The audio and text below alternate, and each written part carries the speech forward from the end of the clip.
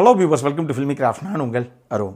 இந்த எபிசோடு நம்ம பார்க்க போகிற படம் 2025 ஒரு ஆஸ்திரேலியன் சர்வைவல் ஹாரர் படமாக ரீசெண்டாக வெளியான டேஞ்சரஸ் அனிமல்ஸ். இப்போ இந்த படத்துடைய ஆரம்பத்திலேயே ரெண்டு பேர், ஒரு ஆண் ஒரு பெண், ரெண்டு பேரும் சேர்ந்து ஒரு போட்டுக்கு போகிறாங்க. அந்த போட்டில் டக்கர்ஸ் எக்ஸ்பீரியன்ஸ் அப்படின்னு சொல்லி ஒரு விஷயத்தை அவங்க பண்ணுறாங்க. அந்த போட்டுடைய கேப்டன் மாதிரி, ஓனர் மாதிரி இருக்கக்கூடிய ஆளுடைய பேர் டக்கர்.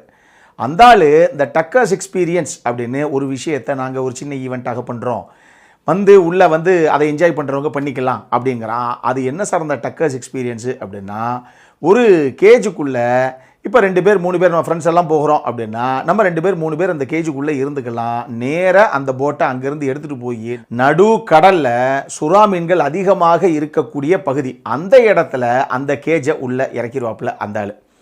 இப்போ சுற்றி கூட்டமாக சுறா மீன்கள் நீந்திக்கிட்டு இருக்கோம். நடுவில் கேஜுக்குள்ளே நம்ம சுறா மீன்களால் தாக்கப்பட மாட்டோம், ஆனால் செம்மையான ஒரு எக்ஸ்பீரியன்ஸாக இருக்கும். சுறா மீன்களோடையே சேர்ந்து நம்மளும் கடலுக்குள்ளே நீந்திக்கிட்டு இருக்க மாதிரி அவ்வளவு லைவான ஒரு எக்ஸ்பீரியன்ஸை தரும். அதுதான் இந்த டக்கர்ஸ் எக்ஸ்பீரியன்ஸ்.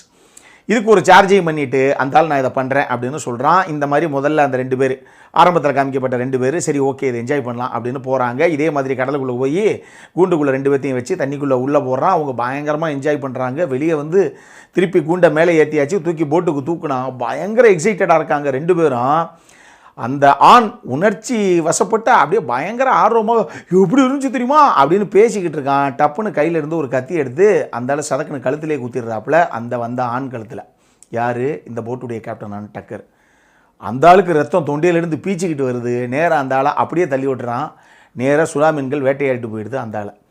இப்போ இந்த பொண்ணு அப்படியே பதறி துடிச்சிக்கிட்டு என்ன பண்ணுறதுன்னு தெரியாமல் நிற்கிறான். அப்போத்தான் ஓஹோ இந்த ஆளே ஒரு சைக்கோவா, இவனே ஒரு சைக்கோ சீரியல் கில்லர் போலையே அப்படிங்கிறது ஆடியன்ஸான நமக்கு மட்டும் இல்லை, கூட அவ்வளோ நேரம் ரொம்ப எக்ஸைட்டடாக பேசிக்கிட்டு இருந்துச்சு அந்த பொண்ணுக்கும் அப்போ தான் புரியுது. இதுக்கப்புறம் தான் நம்ம கதாநாயகி 2 பேருடைய இன்ட்ரோ. கதாநாயகி பேசிக்காக ரொம்ப சர்ஃபிங்கை லவ் பண்ணக்கூடிய ஒரு பொண்ணு. கதாநாயகனுக்கு அது ரொம்ப பிடிக்கும். பட் இருந்தாலும் இவர் பேசிக்காக ஒரு ரியல் எஸ்டேட் ஏஜென்ட் மாதிரி இருக்காப்புல. 2 பேரும் பார்த்த உடனே பிடிச்சி போயிடுது. கதாநாயகனுக்கு ஒரு தருணத்தில் காரை ஸ்டார்ட் பண்ணுறதுக்கு கதாநாயகி ஹெல்ப் பண்ண போக அதை அப்படியே காதலாக மாற, அப்படியே ஒரு ஒன் நைட் ஸ்டாண்டாக மாற அப்படின்னு கஜா கிஜின்னு பல சம்பவங்கள் ஆகி போயிடுது. இப்போ நம்ம கதாநாயகன் அப்படி பாத்ரூம் போயிட்டு வெளியே வரலாம் அப்படிங்கிறதுக்குள்ளே அந்த அம்மா டக்குன்னு கார் எடுத்துகிட்டு நான் சர்ஃபிங் போகிறேன் தனியாக அப்படின்னு போய் அந்த அம்மாவுடைய போதாத நேரம் இந்த சைக்கோ கிட்ட போய் நம்ம கதாநாயகி மாட்டிக்கிறாங்க. இதுக்கப்புறம் இவங்களுக்கு என்னதான் ஆச்சு, கதாநாயகன் காப்பாற்ற வந்தாரா இல்லையா, இவங்க கடைசியாக அந்த சைக்கோ கிட்ட இருந்து தப்பிச்சாங்களா இல்லையா, இது எல்லாத்துக்குமான விடை தான் இந்த படத்துடைய மொத்த கதையை. இந்த படத்தை ஷான் பென் இயக்கியிருக்காப்புல. அவருடைய எல்லா படங்களும் இப்படித்தான் இருக்கும். இது 3வது படம் நினைக்கிறேன். இதுக்கு முன்னாடி இந்த 2 படமும் இதே மாதிரி தான் இருக்கும். இரத்த களரியாக அந்த மாதிரி சம்பவத்தை பண்ணக்கூடிய ஒரு இயக்குனர் தான். இந்த படத்தையும் பொதுவாக இந்த சர்வைவல் த்ரில்லர் இல்லை சர்வைவல் ஹாரர் இல்லை இந்த மாதிரி சீரியல் கில்லரு சைக்கோபாத் படங்கள் இல்லை ஹாரர் ஸ்லாஷர், இதில் எதில் வேணாலும் இந்த மாதிரி படங்கள் எனக்கு பிடிக்கும் அப்படிங்கிற ரசிகர்களாக இருந்தீங்க அப்படின்னா இந்த படம் நீங்கள் ட்ரை பண்ணி பார்க்கணும் அப்படின்னா பார்க்கலாம். கதையில் பல இடங்கள் கொஞ்சம் பரபரப்பாகவே சித்தரிக்கப்பட்டிருக்கு. குறிப்பாக வில்லனுடைய கதாபாத்திரம் பயங்கர ஸ்ட்ராங்கான ஒரு கதாபாத்திரமாக தான் சித்தரிக்கப்பட்டிருக்கு. ஜெய் கர்ட்னி அவர் தான் வில்லனாக பண்ணியிருக்காப்புல. செம்மையாக புல் ஆஃப் பண்ணியிருந்தார் அந்த கேரக்டர். அந்த ஆளை பார்க்கும்போதெல்லாம் இவங்ககிட்ட என்னத்தை பண்ண, இப்போ என்னதான் பண்ணுறது அப்படிங்கிற அளவுக்கு ஒரு ஃபீல் நமக்கு வரத்தான் செய்யுது. அதே மாதிரி ஹசி ஹாரிசன் அவங்க தான் கதாநாயகியாக பண்ணியிருந்தாங்க. அவங்களும் ஒரு சில படங்கள் பண்ண ஒரு எக்ஸ்பீரியன்ஸ்ட் ஆர்டிஸ்ட் தான், நல்லாவே பண்ணியிருந்தாங்க அந்த கதாபாத்திரத்தை. ஜாஸ் ஹியூஸ்டன் அவர் தான் கதாநாயகனாக பண்ணியிருக்காரு. அவருக்கு பெருசாக வேலை இல்லை அப்படின்னு வச்சுக்கோங்களேன். கதாநாயகிக்கும் வில்லனுக்கும் தான் இவங்க 2 பேர்த்துக்குள்ளே நடக்கக்கூடிய ஆடுபுலி ஆட்டம் தான் படத்துடைய கதை. ஒரு சில குரோதமான காட்சிகள் உள்ளே இருக்குது.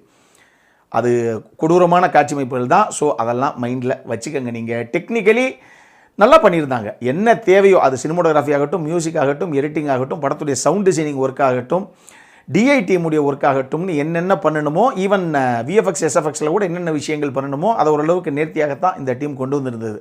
எனக்கு இந்த படத்தை பார்க்கும்போது 2 விஷயம்தான் இன்னும் கொஞ்சம் ப்ராப்பராக பண்ணியிருக்கலாம் அப்படின்னு தோணுச்சு. ஒன்று, டெஃபினட்டாக திரைக்கதையில் இன்னும் கொஞ்சம் சுவாரஸ்யம் பண்ணியிருக்கலாம்.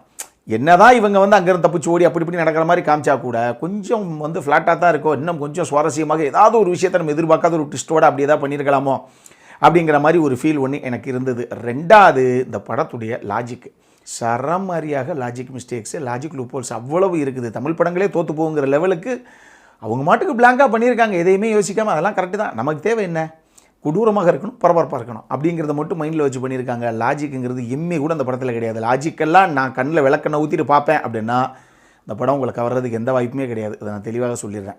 லாஜிக்கே இல்லாமல் படம் ஓரளவுக்கு நல்லா பரபரப்பாக போச்சுன்னா பார்க்கலாம் சார் அப்படின்னு கேட்டிங்கன்னா அந்த மாதிரி ரசிகர்களுக்கு ஒரு டைம் பாஸு பாப்கார்ன் மூவி சொல்லுவோம் இல்லையா, அந்த மாதிரி ஒரு படம் தான் இது. அடல்காரண்ட பொறுத்தளவுக்கு இதில் செக்ஷுவலாகவும் விஷயங்கள் இருக்குது, ரத்தம் தெறிக்க சம்பவங்களும் இருக்குது. அதனால் பார்த்துக்கங்க, இதெல்லாம் ஃபேமிலியோடு பார்க்குறதுக்கு வாய்ப்பே கிடையாது. நான் ஏற்கனவே சொன்ன மாதிரி பெருசாலாம் எக்ஸ்பெக்டேஷனை செட் அவுட் பண்ணிட்டு போகாதீங்க. பொழுது போலனா பார்க்கலாம், அந்த மாதிரி ஒரு படம் தான் இது.